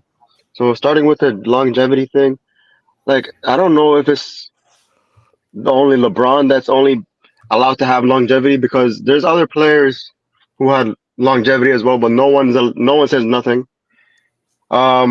Michael Jordan could have had it, but he doesn't want to. He doesn't even need to prove anything. He proved it. What else? Okay, Tiger Woods just retired. Do they say longevity for him? Exactly. So why is this longevity thing so special? This just goes to show you how weak your arguments are for LeBron James fans. You have to go to longevity and skip over everything else, because once you see the truth, then it's just nothing but denial. So that's what I had to say about the longevity thing, and I want to hear what you guys think about it. And the upcoming season, I just want to say this one last thing, and then I'm done for this. This upcoming season, is this going to be another scapegoat kind of season? Because JJ Redick is going to be a disaster. Or is it going to be focused on LeBron? Or is it going to be on Bronny? Who is it going to be focused on? Name They a can't be season talking that wasn't about. a scapegoat season for LeBron. Yeah, I know, but a lot of bad things always came out when you go to like Lakers fans channels. They're always tarnishing the other players like D'Lo and Austin Reeves and Torian Prince and Darvin Ham. I'm just like, okay, bro, you guys have all this excuse for other people, but not the same energy towards LeBron. Like clearly, my eyes see LeBron is the main reason, and when he's not playing, they're winning. So I don't know. Oh man. So what do you think about this, Robin? Yeah, yo, I want to just touch on. I'll go briefly. I just want to touch This on is the not longevity. a comment. This is a What's up? question. Yeah. Sorry about that. No, anyway, I joke about how everyone says they want to comment and then they ask a question at the end of it. Anyway, Robin, what do you got to? Yeah, I don't need a comment or question mark at the end of anything. I can just rant off anything. It don't matter, man. You guys know me, man. But yo, no, I just wanted, when you talked about the longevity, you're right on the money with this stuff. This is what we're talking about. The longevity, it's fraudulent. It's all smoke screens and mirrors. Let's think about longevity, man. Can we say that Michael Jordan had true longevity on both sides of the ball? The man was leading the league in scoring and being first team on defense in the beginning, or towards the beginning of his career and at the end of his career. No one's been able to duplicate that on both sides of the ball. So that's called longevity in that aspect. If we think about the MVPs alone, Michael Jordan had true longevity. If you go throughout NBA's history, most players either have won their MVPs at the beginning or maybe the middle of their career, not in all three areas. So Michael Jordan won MVPs in the beginning of his career, the middle of his career, and to this day, Michael Jordan is still the only NBA player in history to retire after winning an MVP trophy. The man was literally forced to retire after winning an MVP. To this day, that's called longevity. Did John Stockton not have longevity? The man played 82 games, basically, essentially his entire career, led the league in assists for what, 9 straight seasons? That's longevity, man. You're telling me Tim Duncan didn't have true longevity on both sides of the ball, the leadership, the hustle on both sides, being the anchor? How many years in a row did the Spurs make the postseason and were a top defense with Tim Duncan there? That's called longevity. Hell, even Kevin Garnett won a Defensive Player of the Year award in like his 13th season, man. That's called longevity. Dirk Nowitzki won a championship, a Finals MVP in 2011. That was like, what, his 12th season, man? And he was going to work against a legendary super team. And no one made excuses for him. We can argue about longevity all day long, man. LeBron James has been resting on defense to get this longevity going, which is why it's fraudulent. All right. Monolondo, thank you for calling. We're going to let Ed in, and we're going to shut this thing down after that. Sounds good. Enjoy your days, guys. Yeah, Thanks, thank you man. for calling. Thank you. Sorry for yelling. Never apologize for yelling. Oh, what? Never mind. I'll go off on a tangent. Welcome, Ed. How are you today, sir? Hey, great. Can you guys hear me? Yes. Yeah. So it's going to be interesting this season. This is just a comment. But last season, LeBron ducked a number of great players. He ducked Giannis. He ducked Edwards. He ducked, I want to say, Wemby at one point. And what do you think he's going to be like as far as this season? How many games do you project him to play? And what do you think that's going to have an effect on as far as their excuses for him? That's kind of my, I guess, comment. The comment question. You can call it that. What are the excuses going to be? Is that essentially your question? Well, Nick Wright set the stage to blame Pelinka already in the offseason. And, of course, you've got J.J. Redick. But, I mean, the list is endless. I mean, they'll blame anyone. And I want to – go ahead. No, this is something that drives me crazy, especially when people use the expansion era argument. You're still, even with the expansion era and even to today, like people pretend that the difference is that when there were 22 teams in the league and 30 teams and how it expanded during that time that it watered down the league. With that same logic, the league is the most watered down it's ever been then because you still have more teams because it's not like there weren't great basketball players. You know, there's only 500 jobs in the NBA. So you're saying with those 8 teams picking up 100 other players that it watered down the league so bad. The point is I'm kind of going off on a sidebar here, but the point is that a lot of people just blame things that just it doesn't make any sense. If you can blame everything and everyone around you, the bottom line is that you didn't win a championship or you didn't do any of this or whatever the goal was at the end of something, saying that there were 100 more players in the early 90s, the late 80s, early 90s, and through the end of the expansion, it doesn't make any sense. So the adding 15 more of the best players in the world really ruined the league. Come on, get real, dude. It's stupid. Like it makes no sense. That's something that kills me about that argument. And if that's the case, then this is more of a sidebar, but just to the point of it is that today's league is the most watered down it's ever been with that logic. Anyway, to the point of it is that, yeah, if they blame Rob Pelinka, I wouldn't be surprised. They're probably going to blame that he's distracted with Bronny playing on this team. I don't know. They're going to figure out something, anything. They're going to do the same thing. They're going to do the LeBron James needs more help. It's the same old song. Listen, that one's going to be in the back pocket regardless. It don't matter, man. LeBron James could be playing with Michael Jordan, and they would still say he need more help. It don't matter. It would never matter, man. That's the way it always goes. No matter who his teammates are. Someone mentioned something earlier about, what would the Lakers do, if they would have kept the core intact.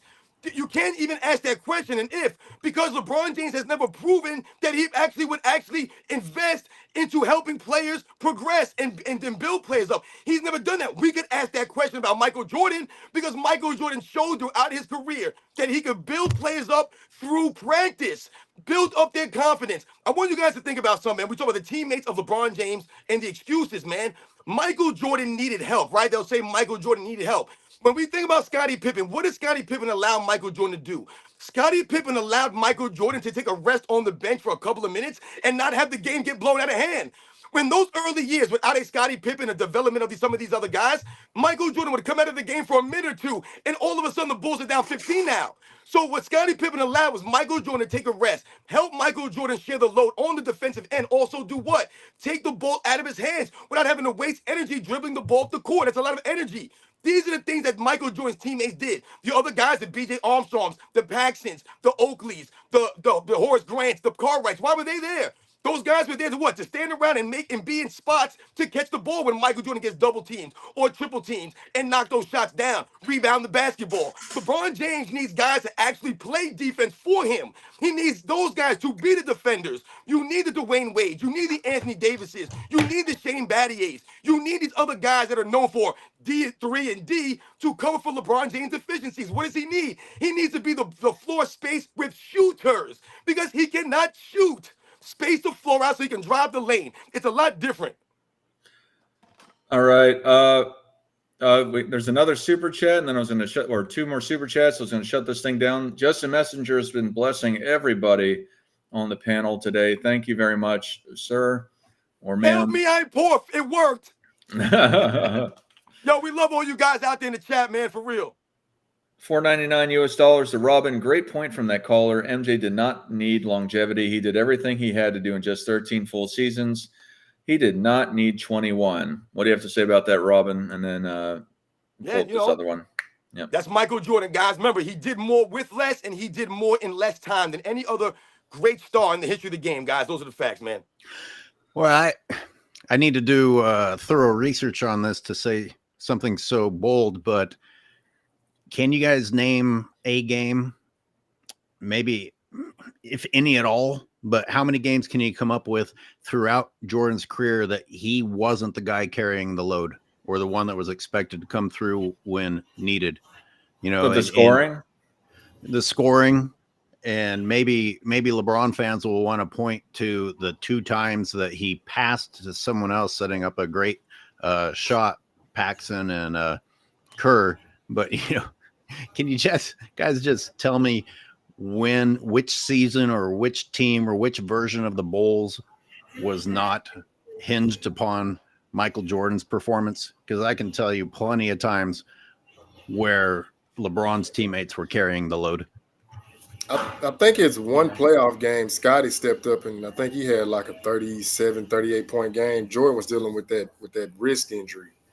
In the finals, Jordan was always the one who had to carry that offensive load and close out the games in the fourth quarter. But I like the point you mentioned, because when they talk about Paxson and Kerr, well, they won't tell you, well, who just lit up those opponents for like the last 7 or 8 points consecutively? Michael Jordan. So him and Phil Jackson playing chess, you're knowing that the opponent is now game planning for Michael Jordan. So, yes, that does what? Sets up easier shots for Paxson and Kerr, in which they both converted. So, yeah. Paxson's points were the only points that weren't Jordan's. Right. Yeah. No, but that's not a bold statement, man. AOH, that's not a bold statement, man. You're right. Yes, offensively, when we talk about Michael Jordan, Chicago Bulls, offensively, he carried the Bulls year in and year out, and that's not a knock on any of the Bulls players. When we were growing up watching the Chicago Bulls, this is what I always tell people. Those guys played a role offensively. Everyone fed off of Michael Jordan in the triangle offense. This is why we say Michael Jordan sacrificed. He didn't just dribble the ball around and do whatever he wanted to do. He allowed Scottie Pippen to bring the ball up. He allowed him to initiate the offense. And these guys fed off Michael Jordan. Michael Jordan could go post up on the block, and Scottie Pippen could pass the ball to Michael Jordan, cut off the ball, and Michael Jordan could give it right back to him. These are the kinds of things that we're talking about. Everyone's watching Michael Jordan, and then Scottie Pippen benefiting from playing with Michael Jordan. The same things that you guys said about the other players. Offensively, Michael Jordan never played with a score, guys, a consistent score that could go get his basket at a high level consistently. That's the key word again, consistently. Yes, Scottie Pippen could score in spurts here and there, but he wasn't consistent with the jump shot. He wasn't consistent with the handle, with the moves. So once again, it was look at the numbers Michael Jordan was putting up. What's the funny thing is that all these numbers he was putting up, they were losing. Why? Because he had to wait for the development of the other guys, man. All right. We got another super chat that came in from Just a Messenger for me. Again, thank you. $4.99 US. Those who use expansion have no idea what they're talking about, and I love your iconic face. Keep crushing these fools. Hey, I take it back. Don't send super chats to these other guys. Yeah, it's no, I never really liked that expansion argument, especially because you ask about the 30 teams and they say, oh, well, the talent's just leveled out. Okay. All right. That makes all the sense in the world. Dude, some of those expansion teams were stacked. Yeah. Well, wait, Dart. Well, by their logic, that makes Bill Russell the GOAT, right? Yeah, well, or at least that the winning isn't diluted as much at the very least, because it's not that they say he's the GOAT; they excuse his winning, or you know what I'm saying? They say, oh well, his winning doesn't count as much because he went through series that weren't 7 and they had less rounds, only 2 rounds to get through the Atlantic Division if they were the first seed, all that nonsense. Gotcha. So when it's Jordan, the goalpost is here, but when it's Bill Russell, the goalpost is here. When it's Kobe, the goal. I got you. Yeah. Speed Engine also has super chatted again, and he wanted to apologize to everybody in the chat for something, probably for interrupting AOH for once. But anyway, yeah, let's shut this thing down, guys. Robin, what do you got to say to the people? Oh man, I think I've been saying enough. It's the same thing. Everybody in the chat, I want to thank everybody for real. Once again, I know we talk about the donations and things of that nature, man. We really appreciate those things for real, man. I know that money is hard to come by for a lot of people out there. And, that's not why we're here, man. But we really appreciate anyone that's ever, like I said, donated. It don't matter what it is, a penny, $1, it don't matter, guys. So much respect, man. You guys know why we're here, man, to stop the lies, stop the narratives, set the record straight. And that's what it's always going to be about. And we're going to continue to do that. A lot of you guys have been with us since day one, man, when there was no one watching our live streams, man. So like my man said earlier, man, this thing all came about organically. This is how this show built up, this Sunday stream, man. So, Nick, man, shout out to you. AOH, once again, the czar of the video footage. Thank you, man. My man, Hoop God, as well. Dart, man, thank you again, guys. And I'll see you guys on the next one, man. Nick, what do you got to say? Yeah, man, fun as always. Always love to come on and kick the ideas around. So, fun as always. That's all I got to say. AOH. All right, it's great to see you guys, and I'll just close with sharing some thoughts. I was comparing myself to Gilbert Arenas, and I thought, it's true, I'm not as rich as Gilbert. I don't have the followers that Gilbert has.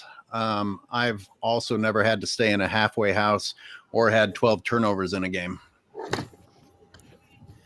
I also want to say thank you to all the fans, of course, and the listeners and all the super chats. Of course, we always have to thank the fans. Thank you, guys.